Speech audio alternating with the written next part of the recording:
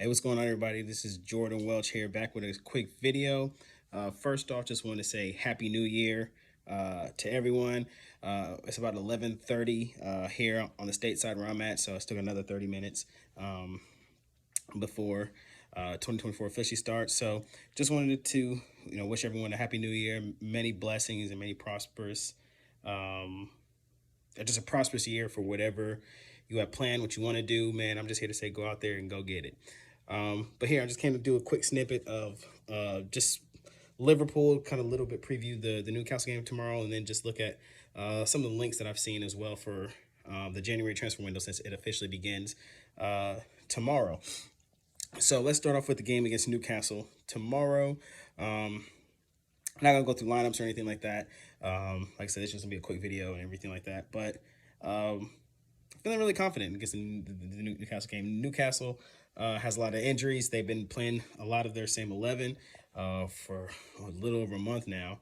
And they've had some really shocking results recently. So I think we are definitely the favorites to see here. There's definitely gonna be pressure mounting up on the boys, especially with uh, Arsenal losing again, two losses within a week, and then also with the news that that's for Manchester City that Kevin De Bruyne is back in the squad as well, so they're going to get an uplift for that. I know they just beat Luton a couple days ago as well, so they're 3 points behind Arsenal with a game in hand. So the title race is looking pretty good right now. But like I said, I back the boys at Anfield to beat Newcastle. We've already beaten them before up at St. James's Park. So definitely see another win coming about as well. And then after this game, obviously we know that Endo and Mo Salah will be leaving for the Asian Cup and the African Cup of Nations respectively. So we're going to be without them for a duration of time. Both those teams are relatively good. I know Egypt is pretty much dependent on Mo Salah. So if they get a great Mo Salah like they did at the last AFCON, they can anticipate going to another final. And then also Japan. I mean, I think Japan right now is the best team in Asia right now at the moment. So I think Endo will definitely be looking to add an Asian Cup to his trophy cabinet this season. So I think we're going to be out both without those guys for a substantial amount of time. So that leaves us to what to do in the January transfer window. So there's been a lot of talks and things like that, not just over the past few weeks, but even since the summer window ended, is that Liverpool need to go and buy an out number 6. I do agree.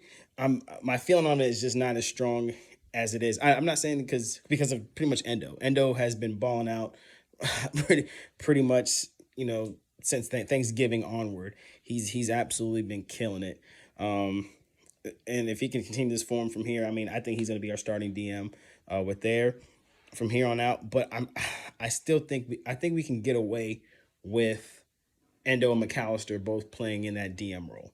I'm not sure when McAllister is supposed to come back, but whenever he does, him and Endo can rotate in that position. So, and many people can give McAllister slack, like, hey, he's not great in that DM position. For me personally, I think McAllister's performed decent in that role. I know that's not his natural ability. I mean, his natural position. He definitely plays further up the pitch, but for what he offers to us in that position, I think he's been good. Recycling the ball, moving the ball quickly up the pitch to our forward line. I think McAllister has done a really good job in that DM role. But the area of pitch now that I'm really looking at is the defense. Obviously, with Matt Tip going out with an ACL injury, which sucks for him, man.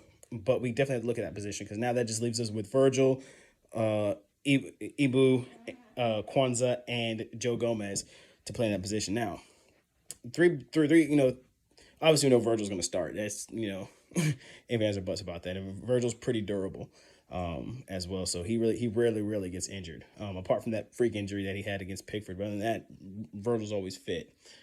So you're looking at Ibu, Gomez, and Kwanzaa to play in one center back spot. Now, I know many people have been linking us to Inacio. I think a few days ago as well.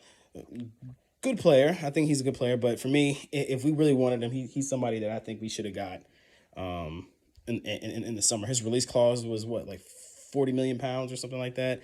Now it's like 51. It's still not bad, but I don't think he's the center back that Liverpool are looking for. If I'm 100% honest with you, I think we kind of got eyes on someone else. I think it could be Inipia. I'm sorry if I can't say his name, but the center back from Bayer Leverkusen. He's actually somebody I would actually prefer more so than Inacio as well. But I think that profile players we're looking at, somebody who can play left center back, but also can help us out with left back, especially with Costas and Robbo being out right now. Because right now we have Joe Gomez who's deputizing there, who's been fairly good, but I think we definitely need someone who's left-footed playing in that position until both those guys come back from their injury, which I know probably won't be till later in the season. I think Simicast probably won't be back till like March or April, and I know Rubbles probably is looking like likely that he might be back, in February. So I think it's either getting a left back or a center back who can play left back. But I think what Liverpool are probably going to do is just recall Nat Phillips back from his loan from Celtic. I think his loan ends in January anyway, and he's just going to be, the fifth choice center back. In case we run into some injury problems, he can come in and deputize with there, which I'm totally fine with that plan as well. Then maybe we're looking at possibly bringing a left back. Who that left back is, I don't have a clue, not a clue whatsoever. So we'll see how that goes from there. And then in the midfield, we've just been linked with all kind of midfielders, from Paulinia to Andre to now even Calvin Phillips has been linked with us currently right now. Neither one of those are really needle movers for me, if I'm honest. It looks like, Andre's probably going to move over to Fulham. I know people are kind of suspect with that, but I think Fluminense kind of pulled a quick one on us to try and keep him until January, and now they're just talking about, hey, we're going to just sell him to the highest bidder, which I think, if you're in agreement with Liverpool to agree, if you wait, you guys can have him, and all of a sudden now you're going to say it's the highest bidder, I wouldn't trust you either, and I probably wouldn't get him either, if I'm being honest with you, especially if you gave me your word, and now you're trying to renege on it. Yeah, no, I don't like that. Then João Paulinho, good player. I think he's just the wrong profile what we're looking for. I think Klopp's looking for a very much a progressive DM, someone who can carry the ball and get it to the forward line relatively quickly. He's not looking for like that Fabinho destroyer type of player in there. Obviously, he wants his DMs who can be able to tackle and things like that, which McAllister and Endo can do. They can tackle. They're just not, that's not McAllister's position, and Endo's not really the flashy name that it is from there. I still think Klopp loves like a Chouameni type of guy. I think that's the type of player that Klopp wants. If he can't get Chouameni, then he wants someone kind of similar in that mold. I don't know if we can find that person, but I think that's the kind of person that Klopp wants. So for me, João Paulinho doesn't really fit that. And plus, I know people aren't going to say like that. The guy's a little older, man. He's a little old. He's 2 years younger than Endo. Like, you get what I'm saying? People are like, oh my God, he's this. He's 2 years younger than Paulinho, than Endo, and they pretty much have played the same amount of games in their career. So to me, that really doesn't make any sense for that. Yeah, that not João Paulinho, and then of course Calvin Phillips, who I know he gets a lot of slack from a lot of opposing fans, but I think Calvin Phillips is a good player. I distinctly remember him in the Euros, the 2020 Euros, when he sat in that pivot at the base next to Declan Rice. He was awesome in that role. And I know he hasn't played in a couple of years, but out of those three, I think Calvin Phillips makes a lot of sense in the fact that he's 27, so still kind of close in those ages as well. But on the flip side, he's English, number one, so I think that helps there. But number two, he played for Leeds for the Bielsa team, where he understands and knows how to press. He knows how to press, and he knows how to get the ball quickly to the better attackers from there. So I think stylistically, Calvin Phillips does fit Liverpool. Are Liverpool going to make that move? I don't know. I don't think City's going to sell him to us, so I'm just nixing that off from there.